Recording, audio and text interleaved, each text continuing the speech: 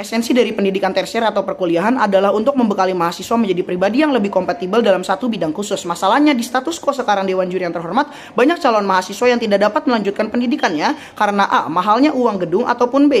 Sulitnya aksesibilitas atau transportasi menjangkaunya kuliah ataupun daripada mahasiswa tersebut. Maka dari itu prinsip kami simpel, yaitu mendukung peralihan pendidikan tersier ke format daring. Hal ini karena A. Untuk meminimalisir uang tarif gedung yang dibebankan kepada mahasiswa ataupun B. Meningkatkan aksesibilitas atau keterjangkauan supaya mahasiswa dapat menjangkau perkuliahan jika dia tinggal di pelosok-pelosok. Sebelum masuk ke argumentasi, penting bahwasannya kami untuk mengarahkan arah debat ini. Oleh sebab itu kami membebankan satu beban pembuktian. Karena mosi ini merupakan mosi proposal, beban pembuktian kami cukup satu poin, yaitu A. Pada akhirnya proposal kami mampu membuktikan bahwa peralihan pendidikan tersier secara daring akan jauh lebih efektif daripada pendidikan tersier berbasis luring ataupun tatap muka. Hal ini didukung juga dari mekanisasi kami. Yang pertama adalah proses pembelajaran dilakukan secara daring, artinya pembelajaran akan berbasis digital learning seperti zaman kita COVID-19 saat dulu, yang dimana kita akan belajar di Google Meet saat pembelajaran atau materi dan akan mengerjakan tugas dikumpulkan di Google Classroom. Artinya di sini tidak perlu lagi mahasiswa itu untuk datang ke gedung-gedung universitas yang tersebar di seluruh Indonesia. Ataupun dua, pentingnya memastikan bahwa pada akhirnya mahasiswa tidak lagi dibebankan untuk membayar uang pemeliharaan gedung. Hal ini bisa terjadi karena secara luring kita mempunyai gedung untuk dibayar yang kita tidak tahu sendiri apakah uang itu masuk ke dompet pribadi dosen atau semacamnya. Dan ketiga, pemerintah akan menjadi mitra perkuliahan. Artinya jika memang di satu jurusan atau fakultas mengharuskan siswanya untuk memberikan sebuah ujian praktek seperti contohnya kedokteran untuk ke rumah sakit, maka pemerintah melalui perkuliahan sudah mengizinkan para siswa untuk melakukan prakteknya itu jika kamu menjadi dokter maka di rumah sakit ataupun jika kamu menjadi hakim di pengadilan. Maka dari itu Dewan Juri yang terhormat masuk ke dalam argumentasi besar kami. Yang pertama, mengapa secara prinsip hal ini dibenarkan atau justifikasi. Alasan kami yang pertama, pemerintah berhak menanggulangi isu-isu perkuliahan seperti contohnya adanya permasalahan banyak univ yang memberatkan mahasiswa dengan embel-embel gedung.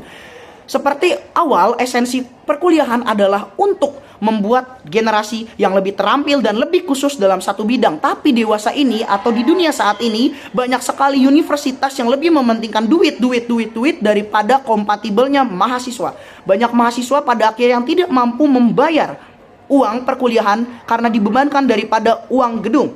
Dan pada akhirnya mahasiswa ini akan putus daripada pendidikan tersiernya. Ataupun dua, dengan pembelajaran tatap muka adanya keterbatasan aksesibilitas. Tetapi di dunia kami dengan adanya pembelajaran daring atau e-learning, para mahasiswa bisa belajar di mana saja, kapan saja, dan tidak lagi terjangkau atas akses, tidak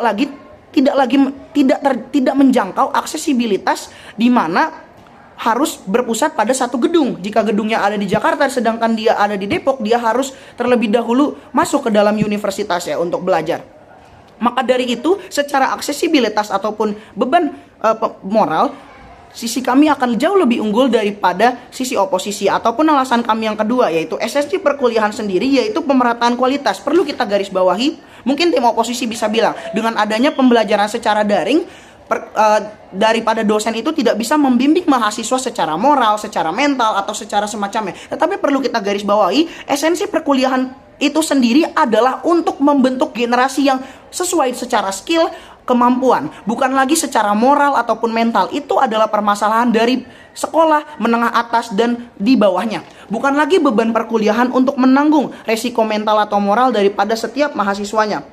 Karena oleh sebab itu secara prinsipal seharusnya para mahasiswa itu bukan lagi membebankan stigma moralnya itu kepada perkuliahan, melainkan mereka memang sudah benar-benar didesain untuk menjadi mahasiswa, bukan lagi siswa yang sangat amat ecek-ecek dalam hal moral ataupun mental.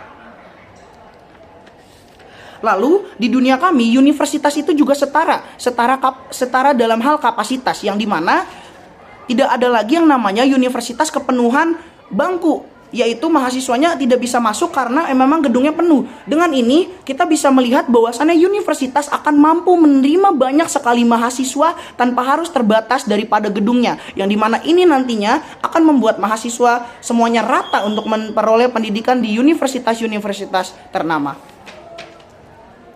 masuk ke dalam argumentasi besar kami yang kedua atau practical argumentasi adalah mengapa pada akhirnya hal ini akan memberikan lebih banyak manfaat daripada kerugian dari tim pemerintah.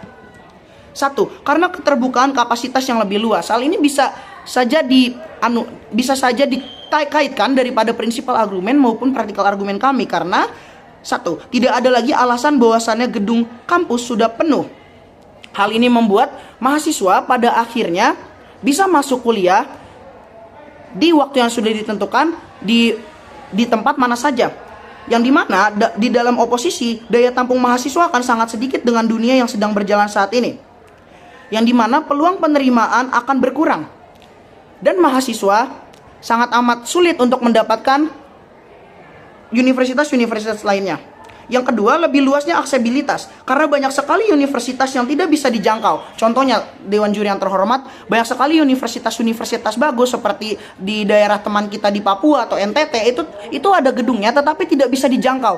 Nah, di dunia kami, Dewan Juri, dengan adanya pembelajaran secara daring, mereka bisa saja masuk ke universitas itu, daftar segala macam, tetapi mereka melakukan pembelajarannya di rumah. Hal ini membuat universitas-universitas yang awalnya tidak terlihat di mata dunia karena sulitnya aksesibilitas, pada akhirnya universitas-universitas ini mampu terlihat di mata mahasiswa lain. Hal ini juga bersinambung dengan mahasiswa yang memang rumahnya ada di pelosok-pelosok Papua, di pelosok-pelosok Kalimantan, di pelosok-pelosok NTT, yang dimana mereka tidak dapat menjangkau universitas-universitas yang bahkan ada di pulaunya sendiri. Dengan adanya pembelajaran daring, kami menilai bahwasannya mahasiswa mampu berbelajar di mana saja di waktu yang sudah ditentukan.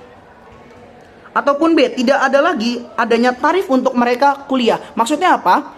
Untuk mereka tempat tinggal di dekat perkuliahan. Maksudnya apa? Tidak ada lagi mahasiswa yang harus capek-capek bayar ataupun bayar daripada uang daripada mereka untuk tempat tinggalnya. Yang ketiga, lebih murahnya biaya operasional gedung. Hal ini dapat dibuktikan karena dengan tidak adanya biaya tarif gedung, maka mahasiswa tidak perlu lagi dibebankan oleh biaya operasional gedung. Oleh sebab itu kami bangga menjadi tim pemerintah.